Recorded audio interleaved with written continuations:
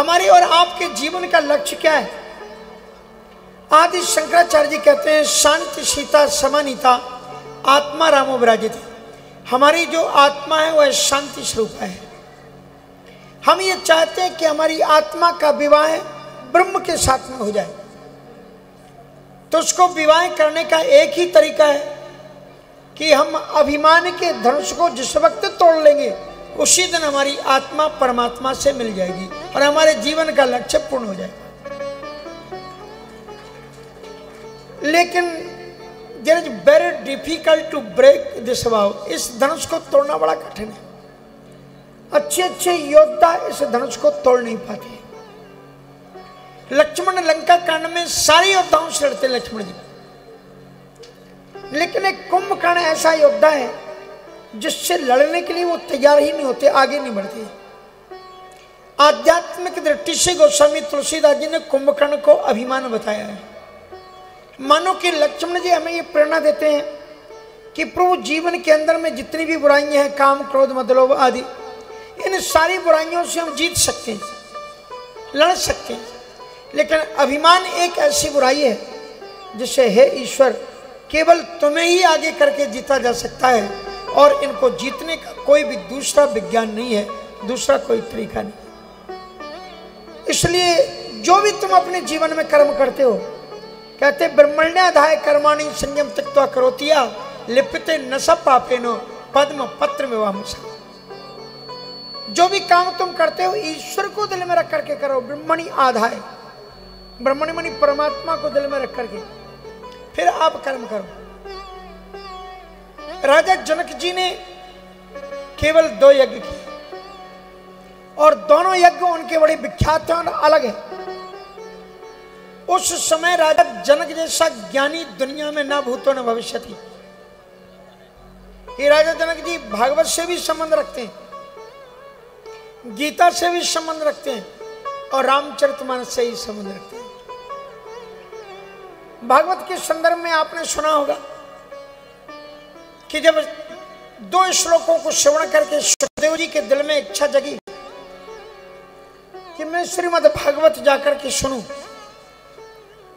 तो उन शिष्यों ने कहा कि मेरे गुरुजी के पास में ऐसे 18,000 श्लोक हैं और वो गुरुजी सुखदेव जी के पिता हैं व्यास जी की रचना है। श्री शुकाचार्य जी महाराज गुरु भाव रख करके अपने पिता के पास उपस्थित हुए। वो बीतरागी थे, तपस्वी थे। ध्यान से सुनना है इस बात को। श्री वेदव्यास जी महाराज ने कहा यदि श्रीमद् भागवत को जानना है तो पहले तुम वेदांत जानो। Until knowing the Vedant, you can't know Shrimad Bhagavat Mahapuran. जब तक तुम्हें वेदांत तत्व का ज्ञान नहीं हो जाता तब तक तुम भागवत में प्रवेश कर ही नहीं सकते।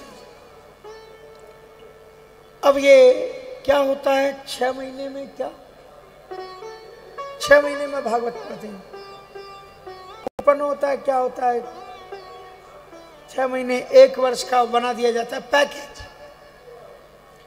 अब ये 1 वर्ष और 6 महीने के पैकेज पढ़ने वाले भागवत को जान नहीं सकते। भागवत जी को जानने के लिए बहुत प्रयत्न करने की भी जरूरत नहीं है। एक ही काम करना है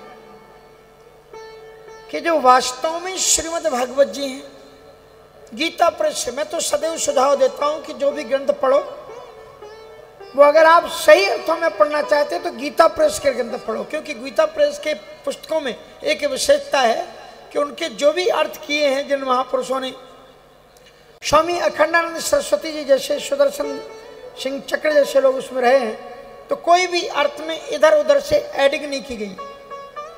इस्कॉन की जो भगवत गीता है उसमें भी एडिंग है और भी जो ग्रंथ है उनमें थोड़ी सी ऐड कर दी जाती है। अपना जो मत होता है उसमें जबरन करके डाल दिया जाता है। लेकिन गीता प्रेस की जो ग्रंथ है बिल्कुल परिष्कृत है, इनमें कोई भी मिलावट इधर उधर से नहीं। अर्थ में इस श्लोक में तो कोई क्या मिलावट करेगा। इसलिए आप गीता प्रेस की श्रीमद् भागवत लो, थोड़ा सा आपको संस्कृत का ज्ञान होना चाहिए, फिर श्रीमद् भागवत का पाठ करो, करते रहो करते रहो। मुझे जब किसी ने कहा कि महाराज मुझे भागवत, मैं एक बार अपनी जन्मभूमि और तरफ गया तो वहां जाकर के एक सेठ जी बोले, महाराज आपका स्वर बड़ा अच्छा है, आप अगर भागवत करते तो बड़ा आनंद आता। अब मुझे भागवत जी का उतना ज्ञान नहीं था। फिर मैंने एक कथा जो श्रीनगर है उत्तराखंड में, वहां राम कथा की, तो वहां के भी सेठ जी जो उस समय पर थे, जयदयाल जी अग्रवाल, उन्होंने भी कहा कि महाराज एक भागवत कथा। तब मैंने संकल्प किया। एक बार वाराणसी में एक सभा में मैं पहुंच गया, प्रवचन था, उसमें मैंने श्रीमद् भागवत के रास पंचाध्यायी और रामचरितमानस की पुष्प वाटिका का तुलनात्मक थोड़ा सा विवेचन किया। तो लोगों को लगा कि महाराज जी भागवत जी भी अच्छी तरह से जानते हैं। तो उन्होंने फिर एक बार कहीं भागवत में मुझे खड़ा जबरन करके कथा हमको करनी पड़ी। तब मैंने 1 वर्ष का संकल्प लिया कि श्रीमद् भागवत को जानने के लिए 1 वर्ष तक मैं काशी छोड़ करके कहीं नहीं जाऊंगा। नया नया महंत बना था काल भैरव मानसपीठ में, और 1 वर्ष तक वहीं रहा। 1 वर्ष तक काशी जी को मैंने छोड़ा नहीं, कहीं नहीं गया। विश्वनाथ जी की कृपा थी। और वहां से थोड़ी दूर पर गोपाल मंदिर, जहां पर श्रीमद् वल्लभाचार्य जी महाराज रहे, गोस्वामी तुलसीदास जी से 200 वर्ष पहले, प्रतिदिन 1 सप्ताह का पाठ लगभग 9 घंटे लगते थे।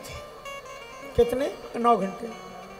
और खुद झाड़ू पोछा आश्रम का करना, मंदिर का महंत था, कोई था ही नहीं, प्रसाद भी बनाना, आरती भी करना। और बुजुर्ग संत थे हमारे महंत जी, जिन्होंने मुझे महंत बनाया था, उनकी भी देखरेख करते हुए सुबह 3 बजे जग ही जाता था।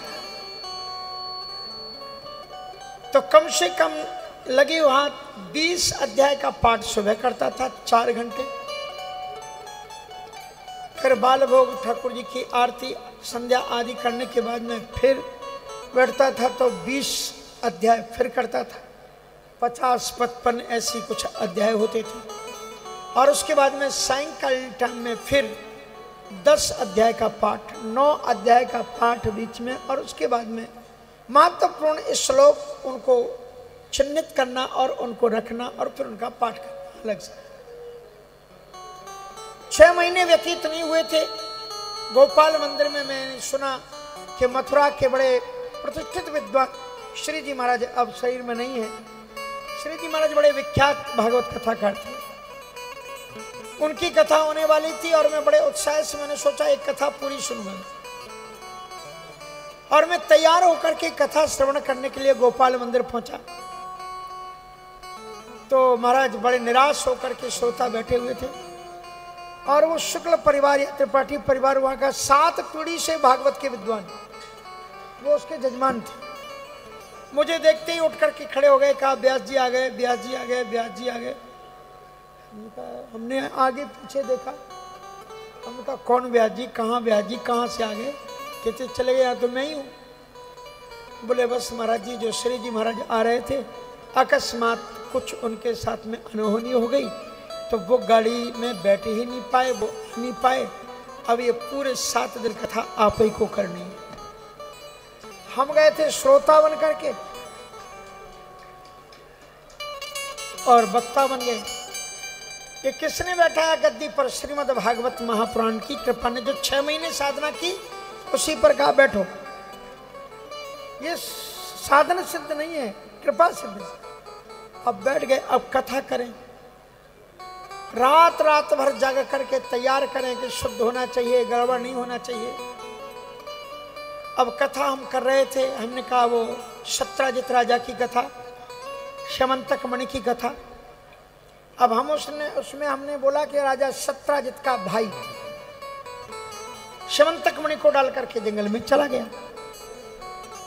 और जय हो माताओं की, माताओं ने मालूम क्या किया बीच में,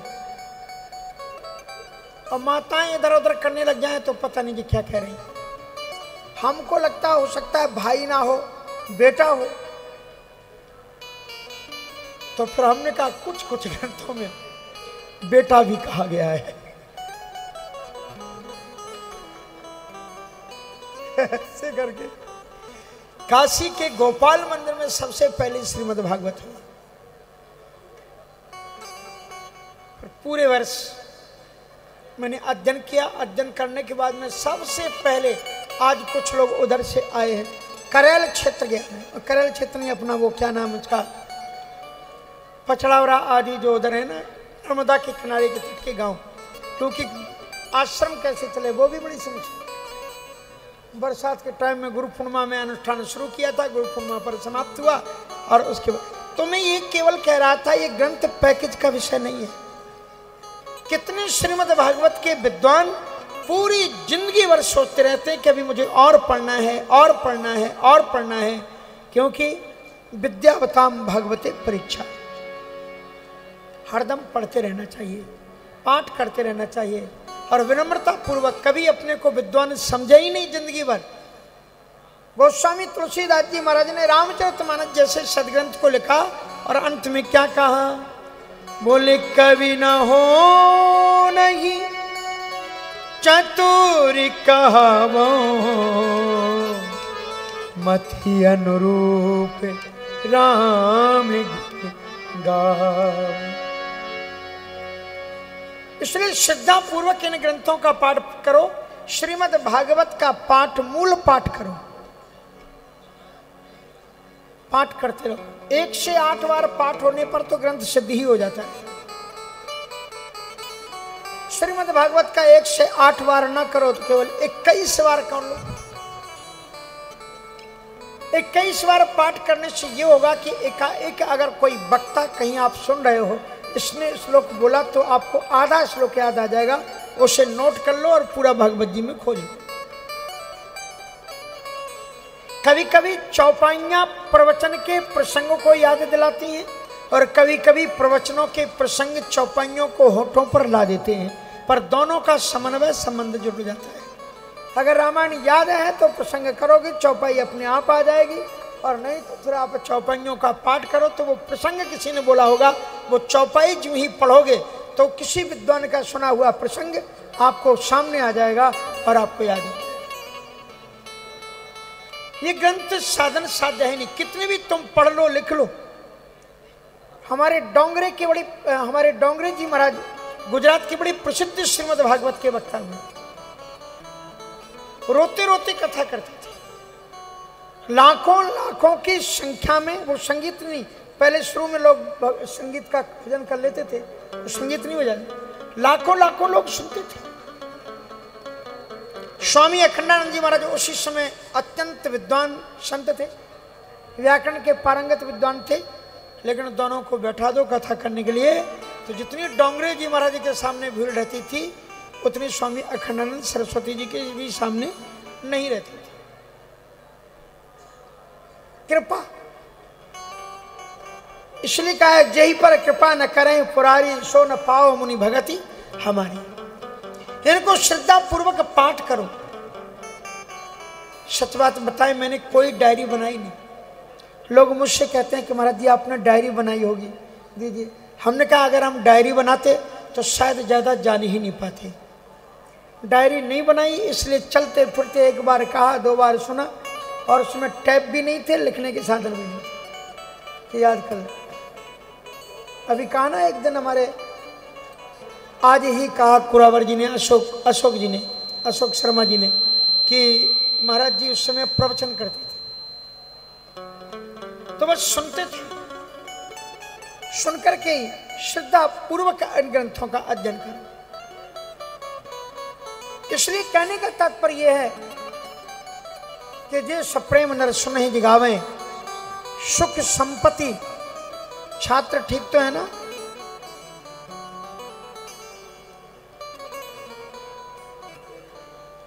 क्रिकेट खेलना है तो इस प्रकार से बहुत महत्वपूर्ण विषय है जिसको तो राजा जनक जी महाराज ने एक यज्ञ किया, और वो यज्ञ ये है कि अभिमान का विसर्जन। राजा जनक जी कहते हैं, भगवत गीता में भी कहते हैं, ब्रह्मनिधाय, परमात्मा को आगे कर दो। राजा जनक जी भी कहते हैं कि मेरा ये जो धनुष रखा हुआ है, धनुष यज्ञ मानी परमात्मा की खोज। क्या है धनुष यज्ञ मानी? परमात्मा की खोज। राजा जनक जी की बेटी हैं श्री किशोरी जी, जानकी जी। और जब वो छोटी हैं तो माता सुनैना जी ने कहा कि जाओ बेटा धनुष का पूजन करो। और किशोरी जी जब धनुष का पूजन करने के लिए गई तो उन्होंने देखा कि नीचे साफ सुथरा नहीं है। श्री जानकी जी ने अपने बाएं हाथ में सहजता से धनुष को उठा लिया और पूजन की थाली रख कर के नीचे सफाई करके पोछा लगाया। राजा जनक और सुनैना जी ने जब देखा तो वे देखते ही समझ गई कि सीता कोई साधारण बेटी नहीं है, ये अद्भुत और विलक्षण तेज संपन्न साक्षात शक्ति है। और राजा जनक ने सोचा इसका मतलब शक्ति मेरे घर में आ गई है। अगर शक्ति धरती पर अवतार ले चुकी है तो शक्तिमान भी कहीं ना कहीं आ चुका है, ये भगवती है। और यदि भगवती आ गई है तो भगवान भी कहीं ना कहीं आ चुका है। अब विद्वानों का काम है कि धरती पर अवतार लिए भगवान को वो खोज निकाले, उनकी तलाश करे।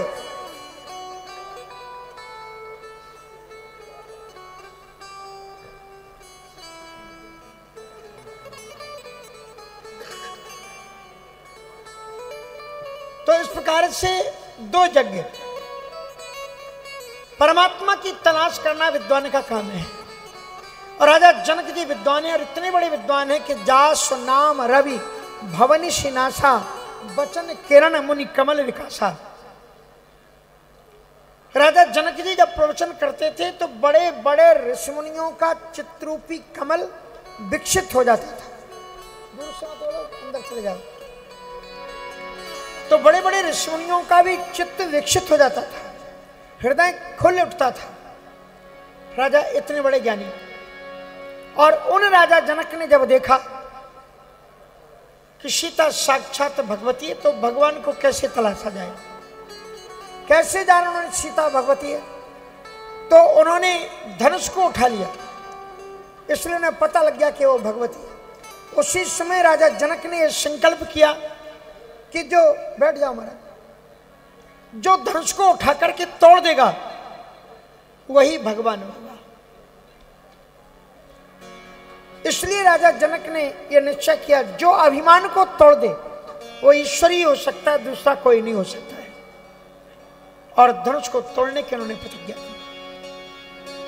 कभी कभी लोग कहते हैं कि राम जी को तो निमंत्रण नहीं दिया राजा जनक जी ने, दशरथ जी को भी उन्होंने निमंत्रण नहीं दिया।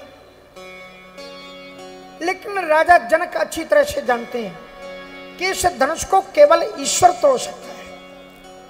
और ईश्वर हमारे हृदय में आए तभी तो अभिमान का धनुष टूटेगा। तो हम भगवान को कैसे बुला सकते हैं? ये राजा जनक ने एक तरीका बताया कि भगवान को अपने आंगन में बुलाने का एक ही सहज तरीका है, क्योंकि भगवान भक्त वत्सल है। मानी वत्सला, जैसे गाय अपने बछड़े पर प्रेम करती है उसी तरह से भगवान के भक्त उनके बछड़े के समान है और वे अपने भक्तों पर प्रेम करते हैं। और इस प्रकार से वो कहते हैं कि अगर कोई गाय को आप अपने घर में लाना चाहते हो तो लोग रस्सी पकड़ के खींचते हैं, पीछे से छड़ी मारते हैं, गाय नहीं जाती। लेकिन एक बड़ा आसान तरीका है कि अगर गाय के बछड़े को आप अपनी गोद में ले लो तो फिर बछड़े को लेकर के आप जिधर भी जाओगे गाय अपने आप आपके पीछे दौड़ती हुई चली आएगी, ना उसकी रस्सी पकड़नी पड़ेगी और ना कुछ पकड़ना पड़ेगा।